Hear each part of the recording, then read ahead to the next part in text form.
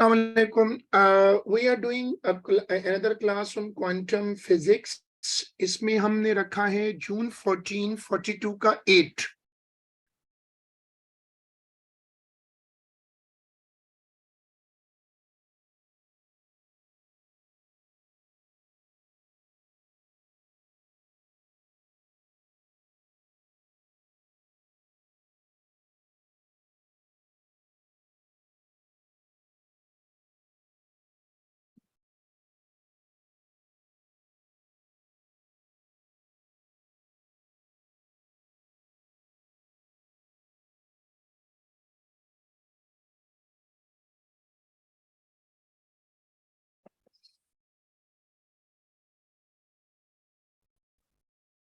मेरे में आवाज आनी चाहिए, इसमें तो वो मसला नहीं है। आवाज मेरे पास से तो क्लियर है।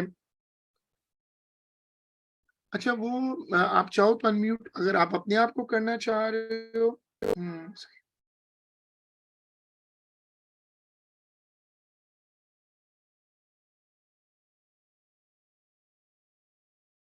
देखो, light of wavelength 590 nanometre is incident normally on a surface as illustrated. The power of the light is 3.2 milliwatt. The light the light is completely absorbed by the surface. Calculate the number of photons incident on the surface in 1 second. अब देखो, पहले ऐसा करो कि energy निकाल लो। Energy is equal to h c upon lambda. Lambda दिया हुआ है 590 इंटू 10⁻⁻⁹।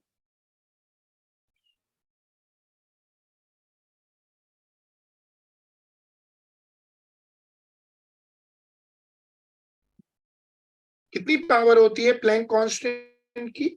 माइनस में क्या थी?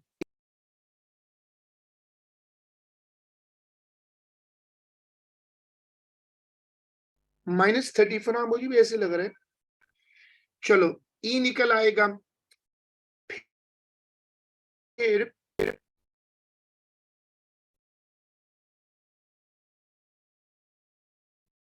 हमारे पास एनर्जी आ जाएगी 1 फोटोन की। अब यहां से भी एनर्जी निकाल लो।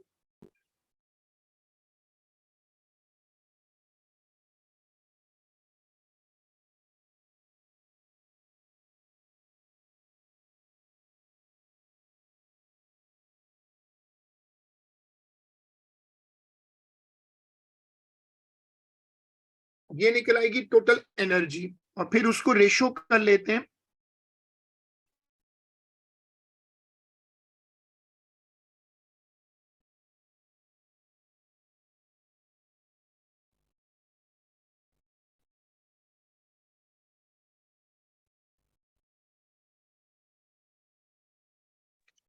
तो ये पीटी कौन E is equal to PT कौन सा फॉर्मूला है? वो ओ लेवल का फॉर्मूला है। Energy is equal to power into time. Power का फॉर्मूला क्या था ओ लेवल फिजिक्स में? सही सही, बेसिक समझ फॉर्मूला। समझ। ठीक है ठीक। चलो, अब रेशो लगा लो।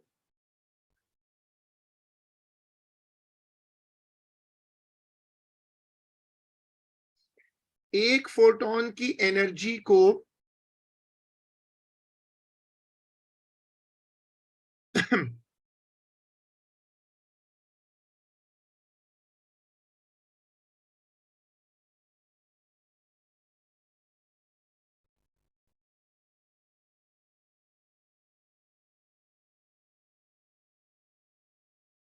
इसको रेशो करें ना तो नंबर ऑफ फोटोन निकल आएंगे। सॉल्व करके बताओ।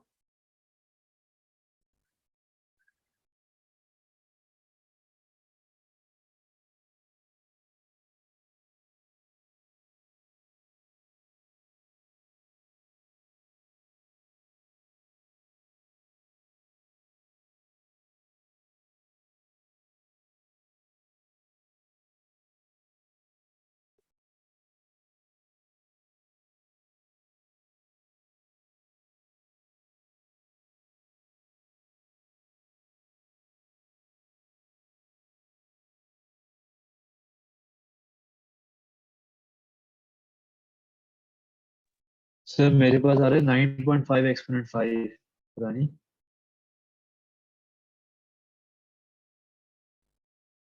ऐसे ही होगा सर। 9.5 10 सॉरी। यही आंसर होगा, इतना बड़ा आंसर। हाँ हाँ, हो तो सकता है, फोटोन तो बहुत छोटे होते हैं, आपने एनर्जी डिवाइड की है। वरना आंसर चेक कर लेते हैं अभी। जून 14 है, 42 का 8 है, तो 10 पावर कितनी आ रही है? 5। Yes sir. Use your answer in part A to determine the total momentum of the photons arriving at the surface in 1 second. अब हमें नंबर ऑफ फोटोन पता है। मोमेंटम का फॉर्मूला होता है, एक तो फॉर्मूला वो है मास इनटू वेलोसिटी वाला, और एक वो डी ब्रॉगली वाला है। तो अगर मैं वो डी ब्रॉगली वाला कॉल करूं, P is equal to H upon lambda, तो एक फोटोन का मोमेंटम पहले निकाल लेता हूं।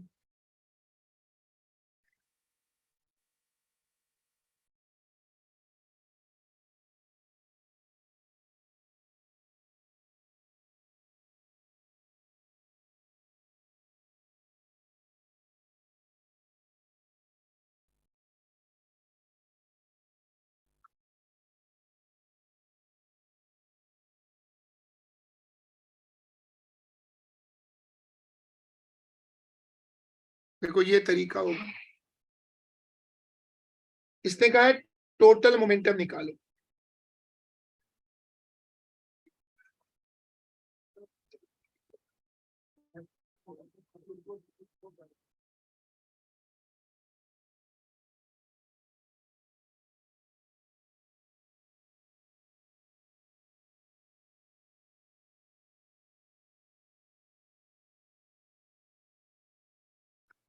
सर मोमेंटम आ रहा है 1.12 exponent -27।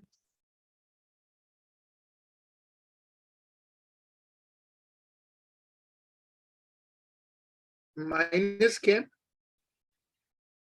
27। The force exerted on the surface by the light. फिर हमने पढ़ा था इम्पल्स। अब फोर्स कैसे ला सकते हैं? एएस में पढ़ा था कि force is equal to impulse upon time. एक फॉर्मूला ये लगा सकते हैं, मोमेंटम तो निकल ही आया, टाइम 1 सेकेंड है। इक्वल हो जाएंगे। इक्वल कर सकते, मतलब इम्पल्स ले सकता हूं इसको, क्योंकि बाद में तो रुक जाएंगे तो मोमेंटम जीरो हो जाएगा। शुरू का मैं ये रख लेता हूं, तो फोर्स पे डिवाइड बाय 1 होगा, तो फोर्स यही आ जाएगी।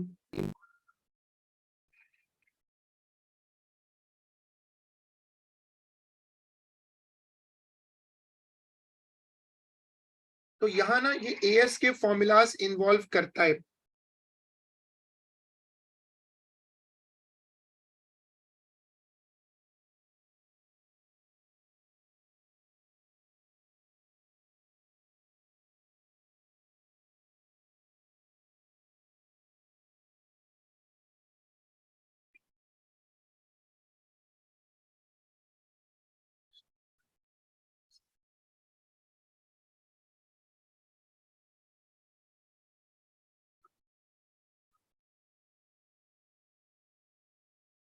For a particular metal surface, ये सवाल है जून 14 41 का 9। For a particular metal surface it is observe that there is a minimum frequency of light below which photoelectric emission does not occur. Threshold. Threshold frequency. The observation provides evidence for a particulate nature of electromagnetic radiation. अब ये सवाल वो है जो ये बहुत repeated पूछते हैं और इसकी थ्योरी रट लेनी चाहिए। 3 फर्दर ऑब्जर्वेशंस और photo electric emission. Threshold frequency के अलावा 3 क्या है?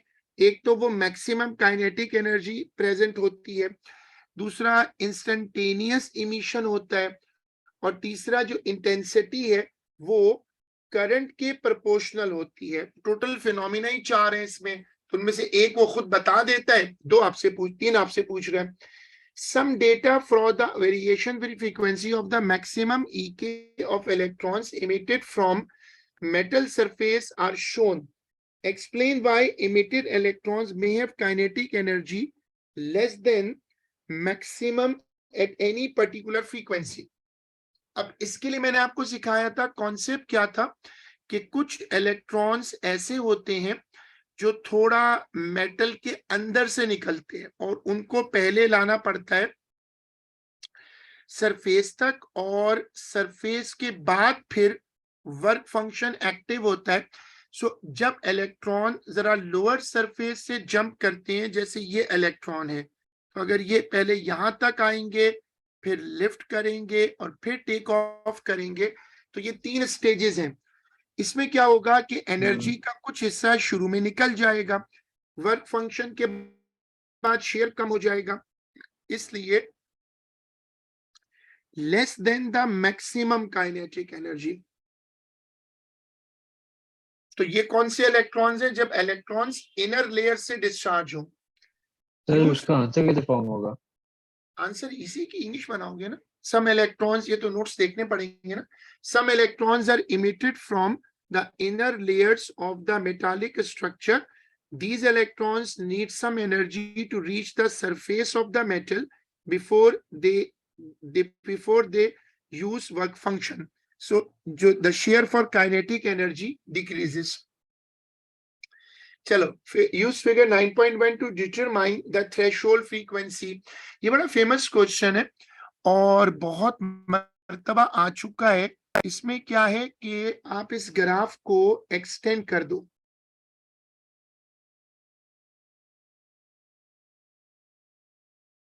ऐसे.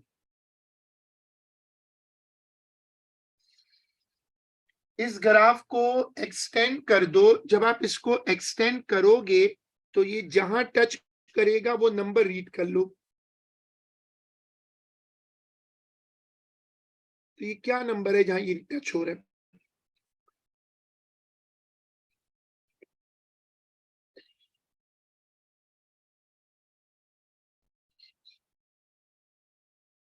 ये नंबर रीड करके दो. 5.8 आ रहा है. मुझे 8 तो नहीं लग रहा है, ये 5.58 तो नहीं लग रहा मेरे पास. तो मेरे पास 5.74. नहीं नहीं नहीं, 5.5 के बाद 5.8 के 5.7 हो सकते हैं. मुझे तो 6 लग रहा है. सो देखिए ना, वो जो पहले 5 ले ले.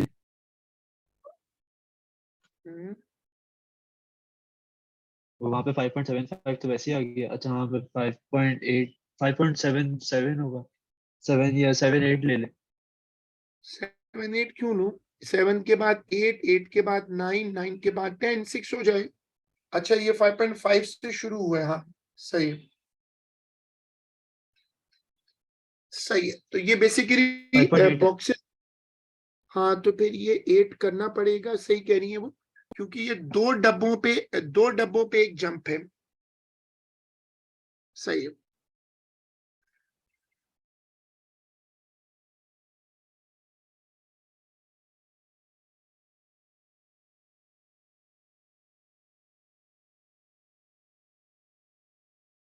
The work function energy in electron volt of the metal surface. हमें थ्रेशोल्ड फ्रीक्वेंसी तो मिल चुकी है. हम फॉर्मूला लगा देते हैं, phi is equal to hf naught.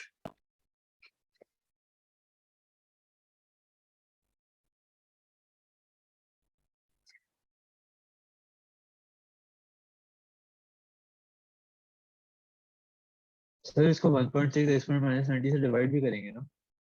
हाँ वो आंसर जूल में आ जाएगा ना.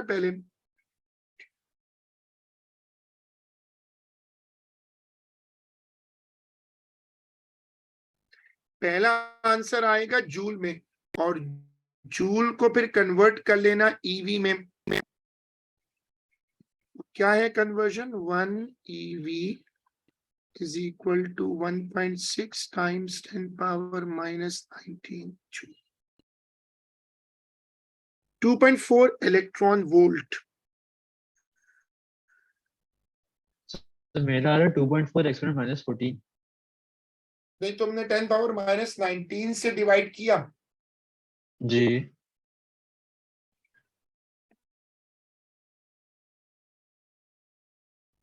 कैसे आ रहा है थर्ड नंबर? हाँ तो चेक करो।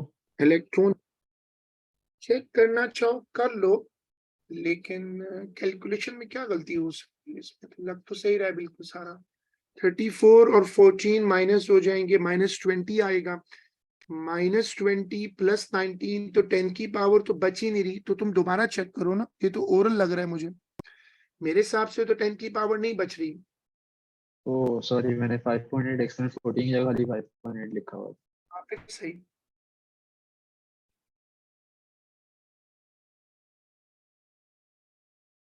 चलो, ये पेपर है नवंबर 14, और नवंबर 14 का 41 और उसका 8। White light is incident on a cloud of cool hydrogen gas. As illustrated, the spectrum of the light emerging from the gas cloud is found to contain a number of dark lines. Why these dark lines occur? सवाल पढ़ के आपको dark lines वाली बात पढ़कर you Absorption. should think about ये असल में absorption spectra की बात कर रहे हैं. Explain why these dark lines occur. Sir, because some photons from the light are absorbed, due to आपको which वो absorption, आप एग्जामिनर को बताओगे कि when photons of different wavelength pass through hydrogen gas, some photons match with the energy gap in the atoms, they are absorbed and then consequently they re-emit. This produces dark lines. अच्छा, ऐसे questions में देख लेना चाहिए कि examiner जो है वो मार्किंग स्कीम में क्या कह रहा है.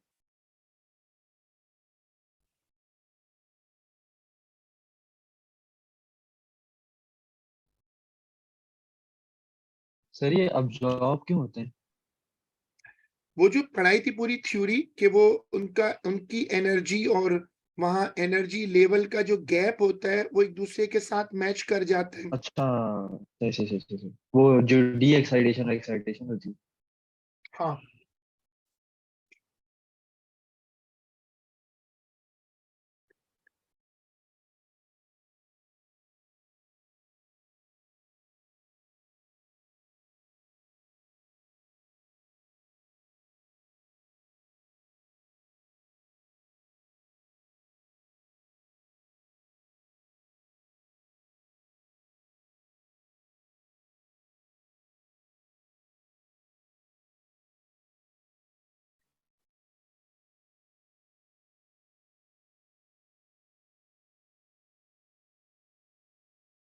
हाँ, अगर आप जगह है अभी तो यू कैन राइट दैट. वो तभी मैं हमेशा कहता हूं कि ऐसी चीजों में एग्जामिनर रिपोर्ट जरूर देखो, क्योंकि it's something very helpful.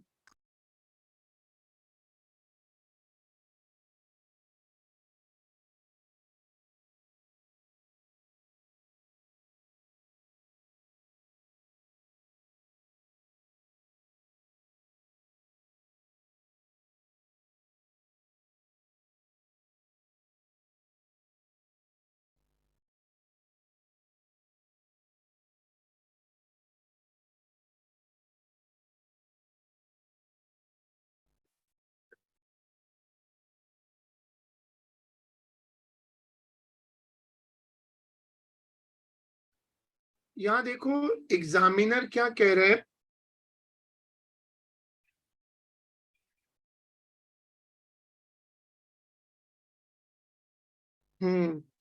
In many instances, answer lack the necessary detail of the physics of situation.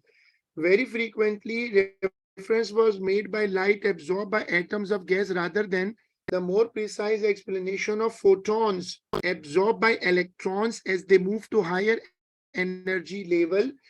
the reason why the wavelength appeared to be missing was not appreciated by many candidates. देखो ये sentence वाकई पढ़ने वाला है.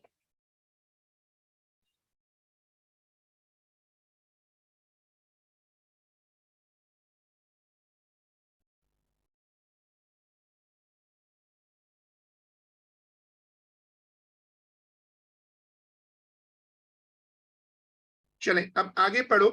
Some electron energy levels in a hydrogen atom are illustrated. One dark line is observed at a wavelength of 435 nanometer. Calculate in electron volt of a photon of light wavelength 435.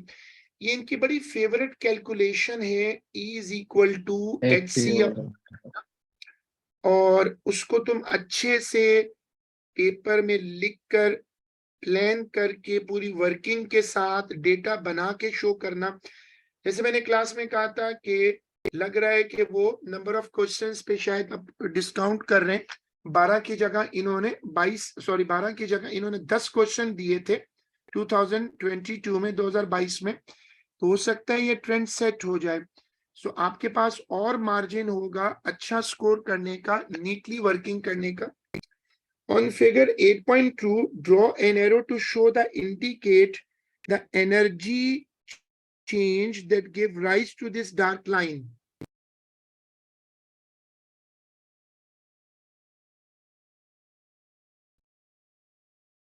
अब ये कैसे sir करेंगे? ऊपर वाले का answer आ रहा है 4.57 exponent minus 19.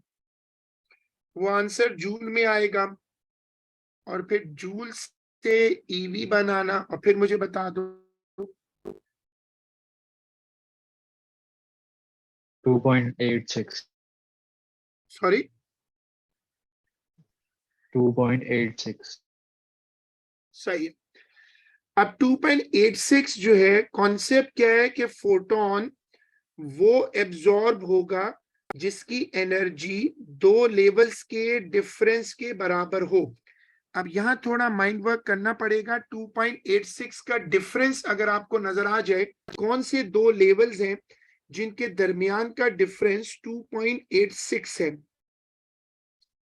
ऊपर वाले तीनों तो नहीं हो सकते, वो तो वैसे ही बड़े करीब हैं. हमें काफी बड़ा डिफरेंस ढूंढना है. 2.86, जो लोग मैथ्स में अच्छे हो तो ऊपर के तीन तो आपस में पेयर नहीं हो सकते. हाँ, सबसे नीचे वाला सबसे ऊपर वाला ट्राई कर लो, सबसे नीचे वाला और नंबर 2 ट्राई कर लो. सर सेकंड वाला और लास्ट वाला. सेकंड वाला कौन सा? Minus minus point 0.55. और यस. माइनस 3.41.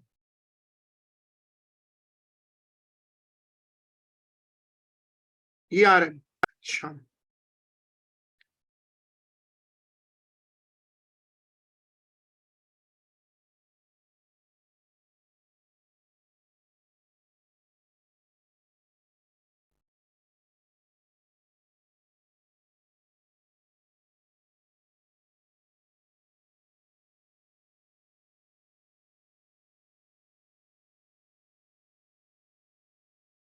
ठीक है. ये वेरिफिकेशन कैलकुलेशन हो गई.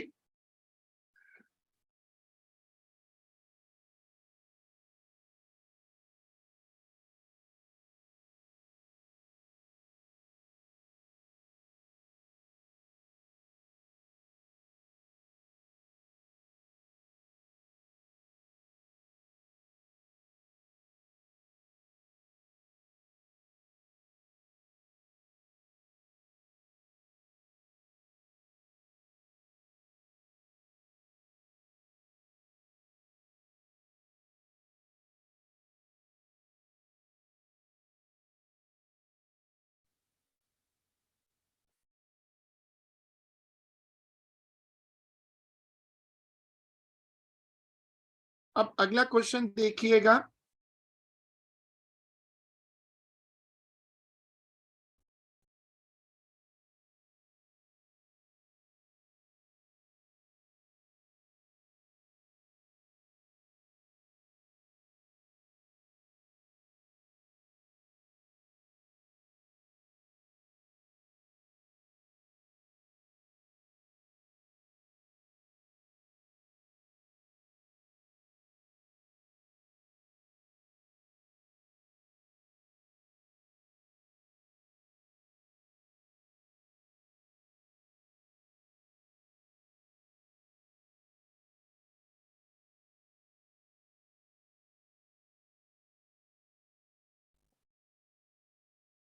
अच्छा ये क्या मैं, अच्छा हाँ, अच्छा इसमें एक बच्चे ने पूछा है कि एरो हेड, मैंने एरो हेड नहीं बनाया क्या?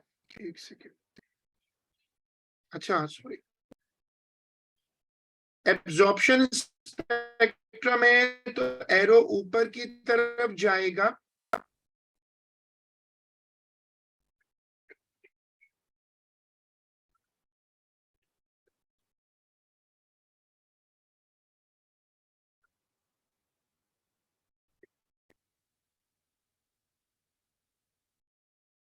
State what is meant bye a photon, ये हमेशा 2 मार्क का क्वेश्चन होता है।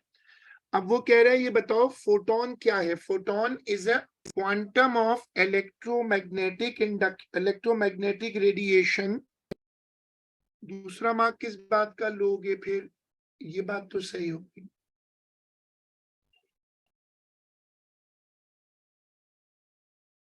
क्वांटम को डिफाइन कर दें। हाँ फॉर्मूला वाली बात कहना चाह रहे हो तो ठीक है।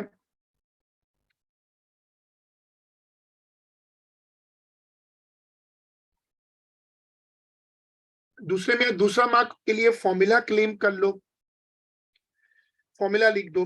A beam of light is incident, a beam of light is incident normally on a metal surface as illustrated.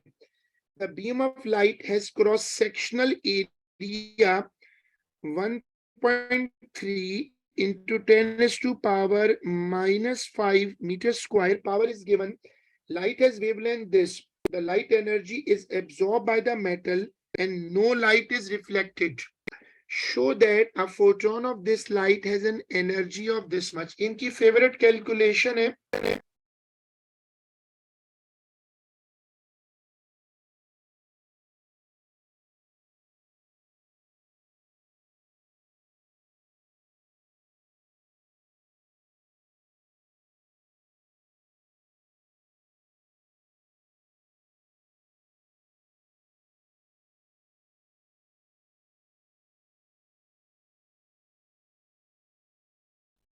Energy निकाल के बता दो।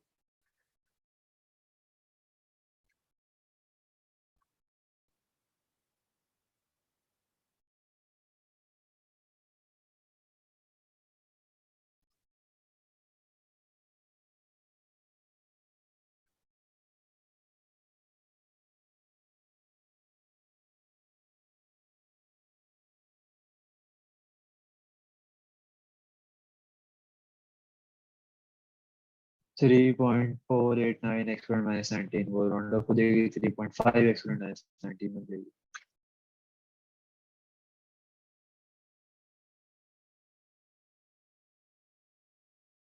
रिपीट कर दोगे? आवाज थोड़ी ना वो डिस्ट्रैक्ट हो गई थी। Sir you 3.48 exponent minus 19 round up हो गई 3.5। एनर्जी मैच तो करी, वो राउंड होके मैच हो जाएगी। हाँ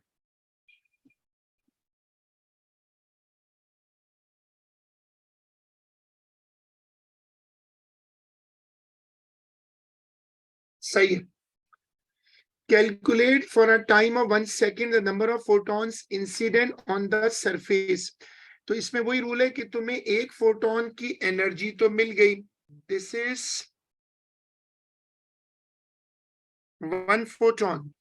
अब तुम फॉर्मूला लगाओ, energy is equal to power into time. Time 1 है, 1 सेकेंड है, पावर है 2.7, 10 - 3 वॉट।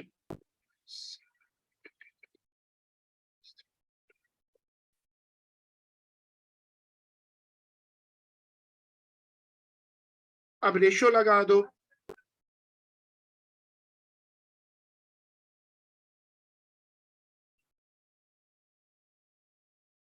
इससे एक फोटोन की एनर्जी से डिवाइड कर दो।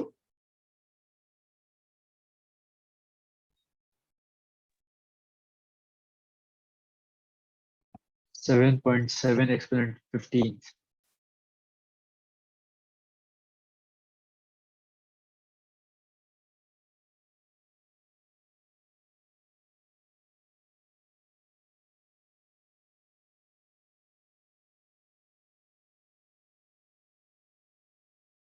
कितना 7.7 एक्सपोनेंट 15 बिग पावर 50 नहीं 15 सर। अच्छा सही है।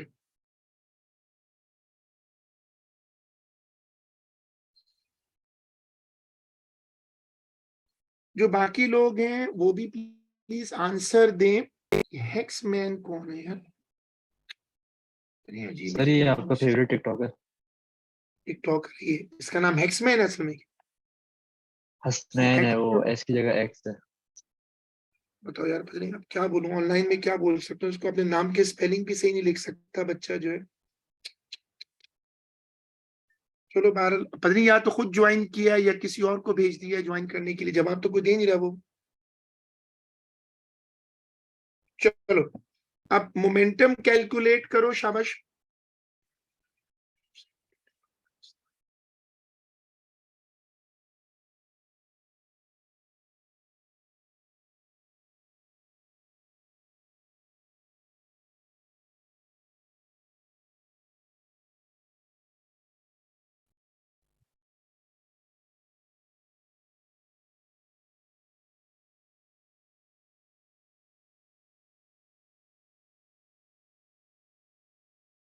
One point two exponent -27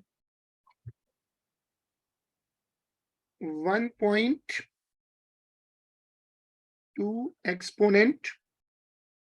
-27। सही है। अब इसके बाद वाला पार्ट कर लो। पहले फोर्स ने, ये बात कर रहा है प्रेशर की, तो पहले फोर्स निकाल लो।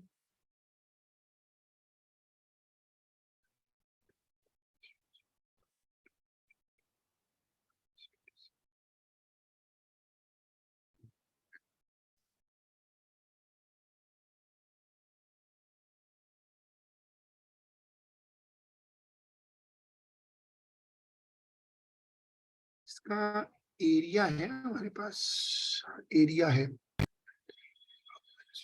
P is equal to F over A लिख जाएगा ना। हम्म।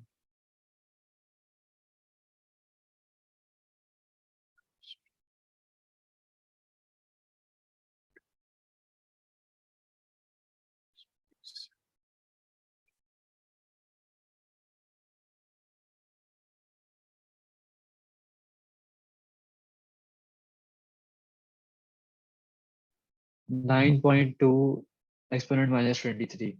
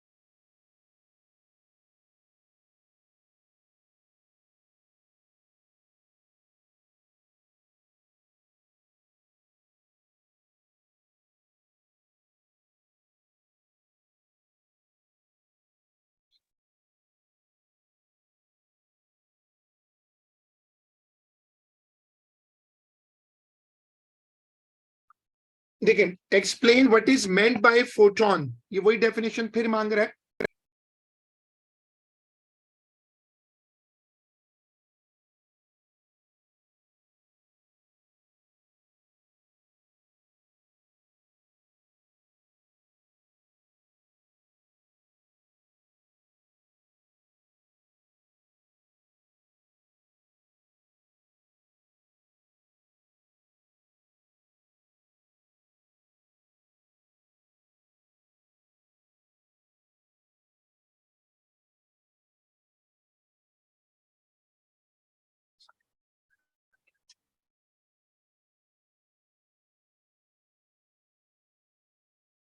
वो हमने डेफिनेशन पहले कर दी है, तो we won't make it again. हमने पहले ही वही सर मतलब डेफिनेशन दे, हाँ बोलो। सर उसका जो अगला मार्क है आप उसको मुझे वर्डिंग में सुना देते हैं, अगले अगले मार्क के लिए क्या लिखेंगे? कौन सा मार्क? जैसे फोटोन को मेंट वो डिफाइन करने के दो मार्क्स है ना, एक तो पहला तो वो ये तो हो बस गया आगे, फोटोन इज द वो पैकेट, तो आगे फॉर्मूला लिख दो ना। बस सिंपल। हाँ बस फॉर्मूला लिख दो, फॉर्मूला लिख के उनके वेरिएबल्स डिफाइन कर दो। किसी एग्जामिनर रिपोर्ट में हमने देखा था कि उसने कहा था कि आप क्वांटम डिफाइन कर दें, उसके साथ उसने एक और बात लिखी थी, अभी वो स्लिप हो रही है मेरे ब्रेन से। An X-ray photon of energy this much joule is incident on an isolated stationary electron as illustrated in figure 6.1. The photon is deflected elastically by the electron through angle theta. The deflected photon has a wavelength of this much meter.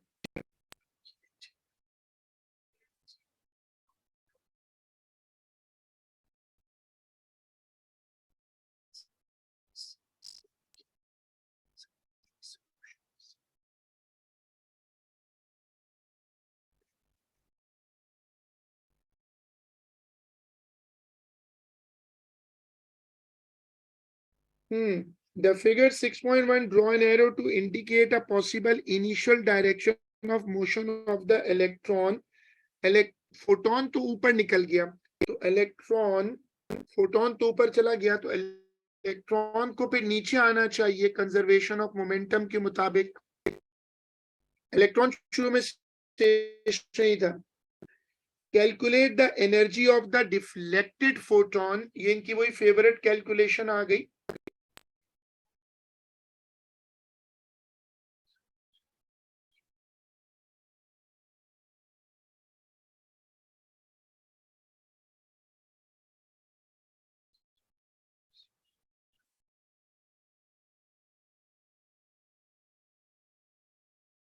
चलो जल्दी से calculation कर दो, time खत्म हो रहा है।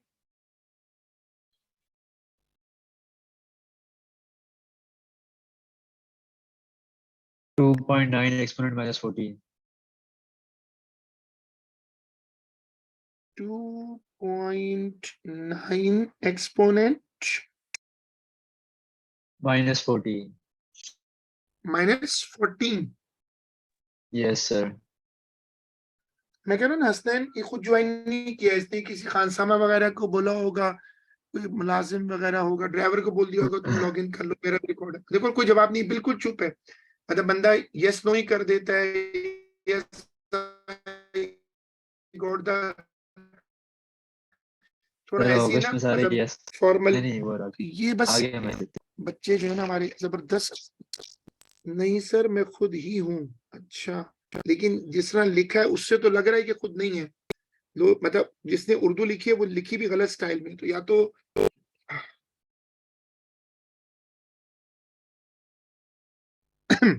चलो आगे पढ़ो।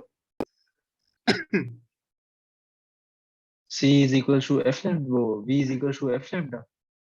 The speed of the electron after the photon has been deflected. अब ये सवाल जरा ट्रिकी है।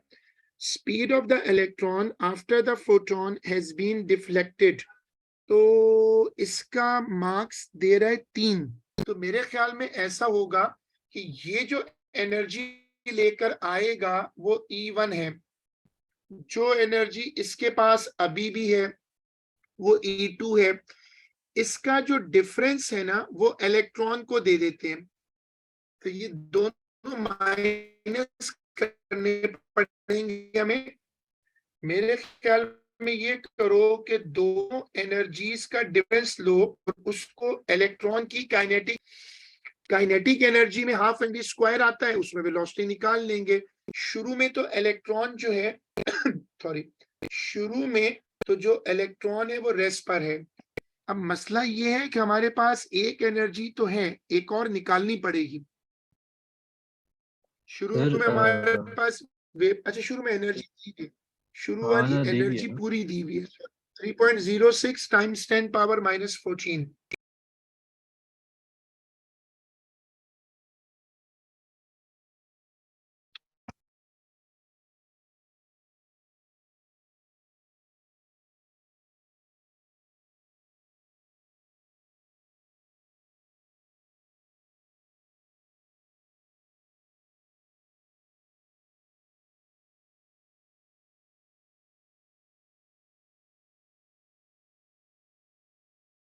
ये कैलकुलेशन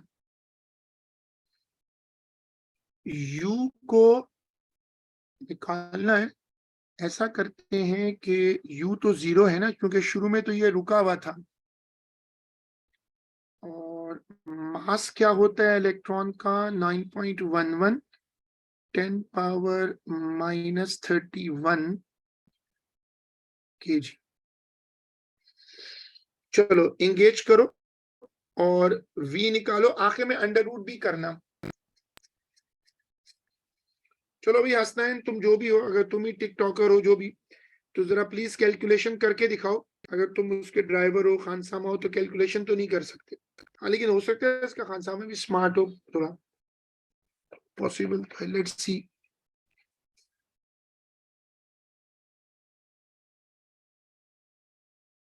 क्या पता वो उससे बेहतर करता। हाँ हो सकता है उससे चीजें पढ़ता हो शाम को, तो उसको आता हो सारा, या वो चालाक को मार्किंग स्कीम देख ले, मे बी। इसका ड्राइवर तो काफी पढ़ा लिखा लग रहा है। आजकल वैसे भी क्वालिफाइड लोग भी ड्राइवरी कर रहे हैं, जाहिर है इकोनॉमिक्स हालात खराब है, तो ये सर कैलकुलेशन यार। 5.9 एक्सपोनेंट 7। 9 एक्सपोनेंट 7। 7। बहुत हाई स्पीड आ रही है, तकरीबन तकरीबन लाइट के करीब पहुंच गई है। चेक कर लो, तुमने अंडर रूट किया आखिर में? जी सर, चेक भी कर लेता हूँ एक सेकंड। और लोग भी चेक कर लें।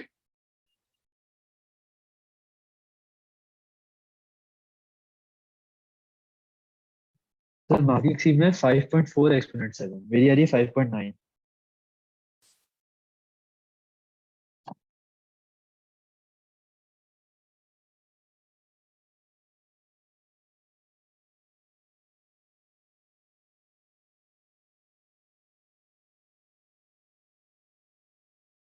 पता नहीं क्या क्या लिख रहा है, समझ नहीं आ रहा यार, छोड़ो।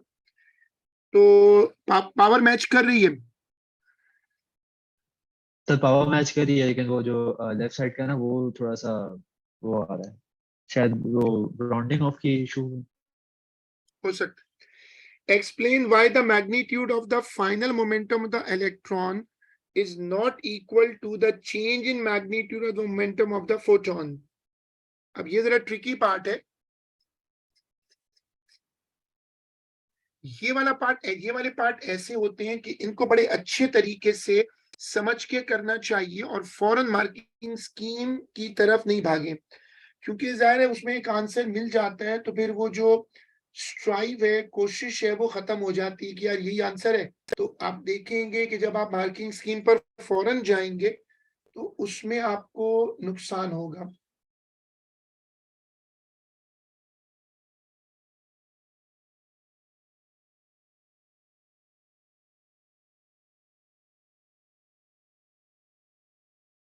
अच्छा,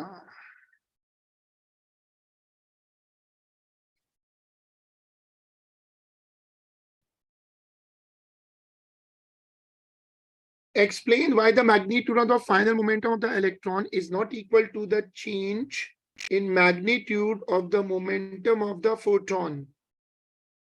ये कह रहे हैं कि फोटोन का जितना मोमेंटम चेंज हुआ है वो पूरी चेंज इलेक्ट्रॉन को नहीं मिली, तो क्या वहां पर कोई और पार्टिकल भी जनरेट हुआ है या कोई और एनर्जी गामा ट्रांसलेशन भी हुई है, गैमा रेज वगैरह हो सकती हो। तो लग ऐसी रहा है कि वहां पर कोई और पार्टिकल, कोई और चीज भी बनी है, क्योंकि वरना तो मोमेंटम में यही होता है ना कि total momentum before collision is equal to total momentum after collision. तो सही। कोई और एनर्जी ट्रांसलेशन भी हुई है। चलो बस फिर आज का काम यहीं तक है, और हम इसको इंशाल्लाह अपनी जो अगली क्लास है उसमें कंटिन्यू करेंगे। अल्लाह हाफिज। अल्लाह हाफ़िज़।